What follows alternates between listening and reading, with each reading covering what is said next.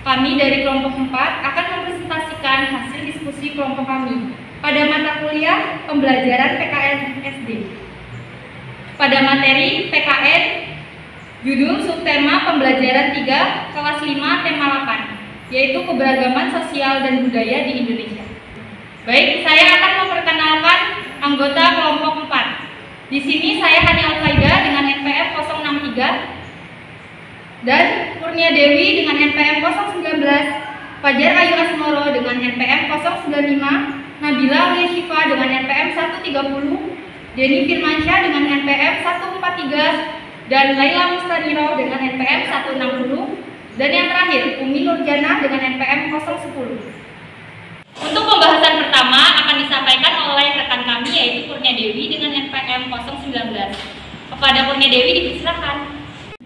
Baik, di sini saya akan menyampaikan hasil analisis pada poin pertama yaitu kegiatan pendahuluan, yaitu pada aspek apresiasi dan motivasi. Nah, untuk yang pertama, menyiapkan fisik dan psikis peserta didik dan menyapa dan memberi salam. Di sini pada video tersebut, video yang kami analisis, jawabannya adalah ya. Dalam video tersebut, guru menyiapkan fisik dan psikis peserta didik dengan yang pertama yaitu memberi salam, kemudian berdoa secara bersama-sama yang dipimpin oleh ketua kelas, kemudian guru mengajak peserta didik untuk menyanyikan lagu nasional yaitu Indonesia Pusaka. Lalu pada poin yang kedua yaitu mengkaitkan materi pembelajaran sekarang dengan pembelajaran peserta didik pada sebelumnya. Analisis yang kami dapatkan yaitu ya. Dalam video tersebut, guru mengaitkan materi sebenarnya atau sebelumnya dengan materi yang akan dibahas, yaitu mengaitkan dengan materi nama suku-suku yang ada di Indonesia. Pada poin ketiga, yaitu guru mengajukan pertanyaan menantang untuk memotivasi peserta didik. Jawabannya yaitu ya. Di dalam video tersebut, guru menanyakan tentang apa saja suku-suku yang ada di Indonesia dan menyebutkan keberagaman yang ada di Indonesia, sehingga membuat peserta didik terpancing atau termotivasi untuk mencari jawaban dan mendalami terkait dengan materi yang dibahas. Lalu pada poin keempat, yaitu menyampaikan manfaat materi pembelajaran. Di sini jawabannya adalah tidak, karena di dalam video tersebut guru tidak mendemonstrasikan pembelajarannya dengan gambar-gambar ataupun tulisan secara verbal. Pada poin keempat, yaitu menyampaikan manfaat materi pembelajaran. Didapat analisisnya yaitu ya, karena dalam video tersebut guru menyampaikan materi tentang pembelajaran yang akan dibahas agar peserta didik mampu memahami sosial budaya masyarakat yang ada di Indonesia. Lalu pada poin kelima yaitu poin terakhir di aspek apresiasi dan motivasi ini ada mendemonstrasikan sesuatu yang terkait dengan materi pembelajaran. Didapatkan tidak, karena di dalam video tersebut guru tidak mendemonstrasikan pembelajaran dengan gambar-gambar ataupun tulisan apa saja keragaman baik suku, budaya, serta sosial masyarakat yang ada. Baik, selanjutnya pembahasan yang kedua akan disampaikan oleh rekan kami yaitu Laila Mustaniro dengan NPM 160. Yang selanjutnya yaitu penyampaian kompetensi dan rencana kegiatan. Yang pertama ada menyampaikan kemampuan yang akan dicapai peserta didik, yaitu jawabannya ya. Dalam video tersebut, guru melakukan penjelasan dalam pembelajaran telah sesuai dengan kompetensi yang telah disampaikan pada awal pembelajaran. Sehingga dalam pembelajaran yang disampaikan guru telah menuntut dan sistematis. Yang kedua yaitu kemampuan mengkaitkan materi dengan pengetahuan lain yang relevan perkembangan iptek dan kehidupan nyata. Itu jawabannya ya. Dalam video tersebut guru mengaitkan materi dengan kehidupan nyata seperti kita harus menghargai keberagaman yang ada di Indonesia serta harus memahami karakter dari setiap individu yang berbeda dengan kita baik budaya atau lain. Yang kedua yaitu kemampuan mengkaitkan materi dengan pengetahuan lain yang relevan perkembangan iptek dan kehidupan nyata. Jawabannya adalah ya.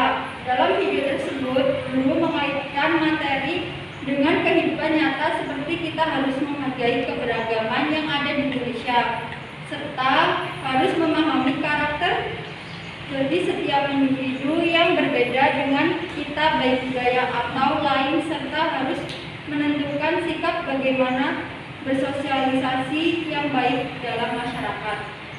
Poin yang ketiga yaitu menyajikan pembahasan materi pembelajaran yang tepat. Analisis ya. Di dalam video pembelajaran ini sudah cukup jelas mengenai penyajian materi yang cukup disampaikan melalui dari pengertian, contoh, manfaat, dan implementasi di kehidupan sehari-hari, sehingga peserta didik diharapkan dapat menerapkannya. Poin keempat yaitu menyajikan materi secara sistematis atau mudah, kesulitan dari konflik abstrak. Jawabannya ya. Di dalam video pembelajaran ini, guru menyajikan materi secara sistematis dari mudah ke sulit, mulai dari mengaitkan dengan menyebutkan suku yang ada di Indonesia, kemudian menjelaskan keberagaman yang ada di Indonesia, dan dilanjutkan dengan pembahasan paling akhir atau sulit tentang pengertian dan pengimplikasian sosial budaya masyarakat Indonesia.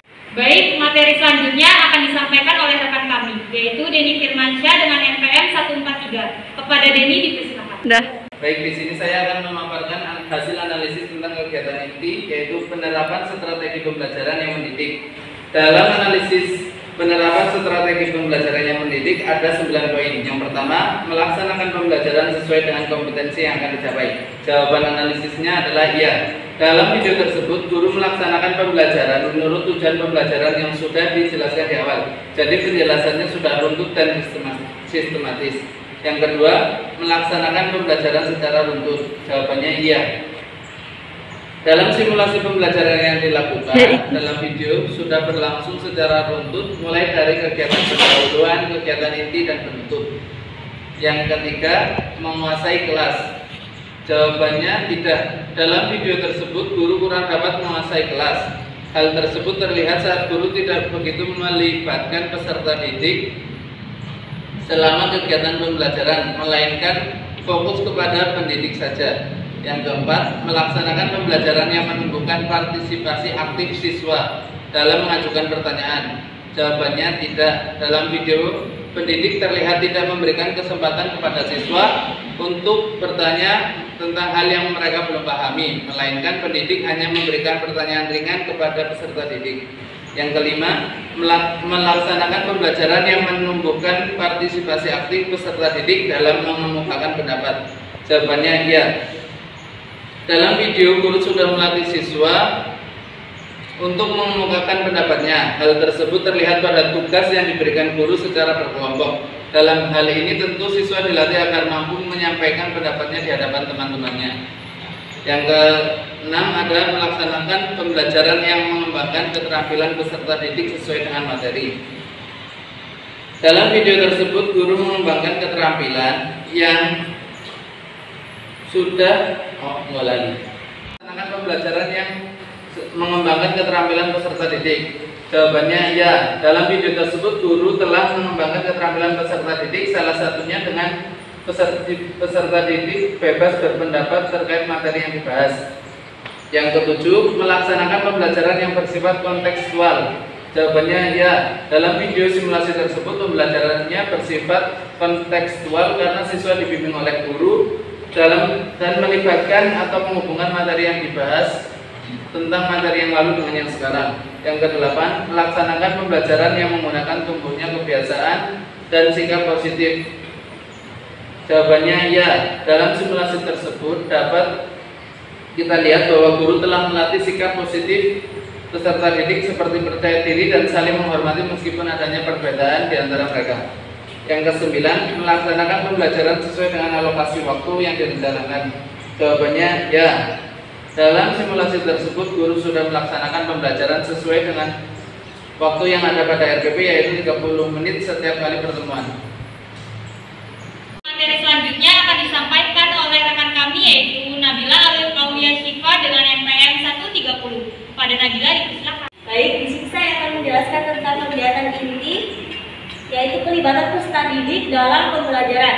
Yang pertama, menumbuhkan partisipasi aktif peserta didik melalui interaksi guru, peserta didik, sumber dan sumber belajar. Jawabannya ya.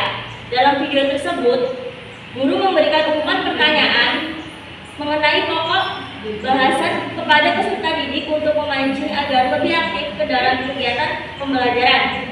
Yang kedua, merespon positif partisipasi peserta didik. Jawabannya ya. Dalam video tersebut, guru memberikan respon yang positif kepada peserta didik yang sudah berperan aktif agar peserta didik menjadi lebih bersemangat dan semakin tertarik mengenai pokok bahasan. Yang ketiga, menunjukkan sikap terbuka terhadap respon peserta didik. Jawabannya ya. Dalam video tersebut, guru menunjukkan sikap terbuka terhadap respon peserta didik ketika peserta didik menjawab pertanyaan guru, merespon dengan kata boleh, oke, baik, semuanya benar pada peserta didik yang bisa menjawab pertanyaan dari guru. Yang keempat, menumbuhkan hubungan pribadi yang kondusif.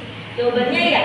Dalam video tersebut, guru menyampaikan materi pembelajaran dengan santai dan tidak menegangkan sehingga membuat peserta didik nyaman dan membuat pembelajaran menjadi kondusif. Kemudian tercipta hubungan yang baik antara guru dengan peserta didik karena gurunya mengasihkan. Yang kelima, menumbuhkan keceriaan atau antusiasme peserta didik dalam belajar. Ya, di dalam video tersebut, guru menanyakan kepada siswa tentang bagaimana sikap kalian tentang perbedaan budaya di Indonesia. Secara spontan, menjawab pertanyaan yang diajukan oleh guru tersebut seperti menghargai, menghormati, dan tidak saling mengejek. Baik, materi selanjutnya akan disampaikan oleh Fajar Ayu Asmoro dengan NPM 095. Kepada Ayu dipersilakan.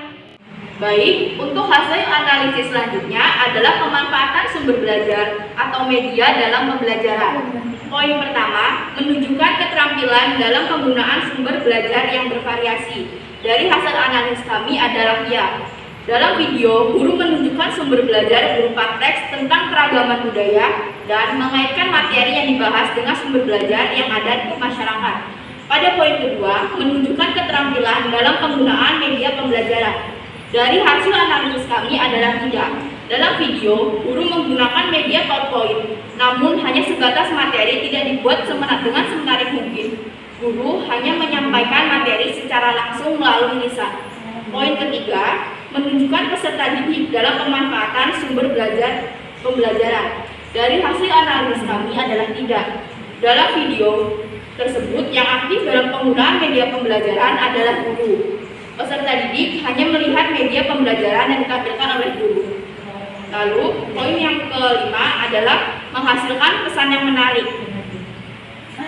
Dari hasil analisis kami adalah tidak. Dalam video ini, guru hanya menggunakan media PowerPoint dan PowerPoint hanya sebatas isi materi saja. Jadi, peserta didik hanya mendengarkan penjelasan dengan PowerPoint yang biasa dan terlihat membosankan. Baiklah, untuk materi selanjutnya akan disampaikan oleh saya sendiri. Penggunaan bahasa yang benar dan tepat dalam pembelajaran. Yang pertama, menggunakan bahasa lisan secara jelas dan lancar. Di dalam video ini menyampaikan materi dengan bahasa yang sederhana dan mudah dipahami dan dimengerti oleh audiens atau siswa. Namun ada beberapa bagian penggunaan bahasa tidak baku seperti kata oke, lebih tepat diganti dengan kata baiklah. Yang kedua, menggunakan bahasa tulis yang baik dan benar. Bahasa tulis yang digunakan hanya pada teks di PowerPoint saja, namun cukup jelas untuk dipahami. Baiklah, untuk hasil analisis yang terakhir yaitu tentang kegiatan penutup. Di sini kami menganalisis 5 aspek dalam kegiatan penutup. Yang pertama ada memfasilitasi dan membimbing peserta didik untuk merangkum materi pelajaran. Dalam video tersebut, guru telah menerapkan aspek tersebut. Di dalam video, guru bersama siswa merangkum hasil pembelajaran agar lebih mudah dipahami ke depannya. Kemudian aspek yang kedua yaitu memfasilitasi dan membimbing peserta didik untuk merefleksi proses pembelajaran. Dalam simulasi video tersebut, guru telah memfasilitasi dan membimbing peserta didik untuk melakukan aspek yang kedua, yaitu memfasilitasi dan membimbing peserta didik untuk merefleksi proses dan materi pembelajaran. Jawaban dari analisis kelompok kami adalah ya. Dalam video tersebut ada kegiatan merefleksi proses pembelajaran maupun materi pembelajaran, seperti dengan cara mengulas kembali materi pembelajaran yang baru saja disampaikan. Kemudian aspek yang ketiga yaitu memberikan tes baik secara lisan ataupun secara tertulis. Jawaban dari analisis kelompok kami adalah ya. Dalam video tersebut, guru memberikan tugas kepada peserta didik terkait dengan materi yang baru saja diajarkan. Kemudian, aspek yang keempat yaitu mengumpulkan hasil kerja sebagai bahan portofolio. Jawaban analisis dari kelompok kami adalah ya. Dalam video tersebut, guru menyuruh siswa untuk mengerjakan tugas secara berkelompok dan menyuruh siswa untuk mempresentasikan hasil dari diskusinya di hadapan teman-temannya. Dan aspek yang terakhir yaitu melaksanakan tindak lanjut dengan memberikan arahan kegiatan berikutnya dan tugas pengayaan. Di dalam video yang kami analisis, ternyata guru tidak melaksanakan tindak lanjut dan tidak memberikan arahan kegiatan berikutnya. Jadi jawaban analisis dari kelompok kami adalah tidak. Karena guru tidak memberikan tindak lanjut berupa PR ataupun yang lainnya, melainkan guru hanya memberikan pesan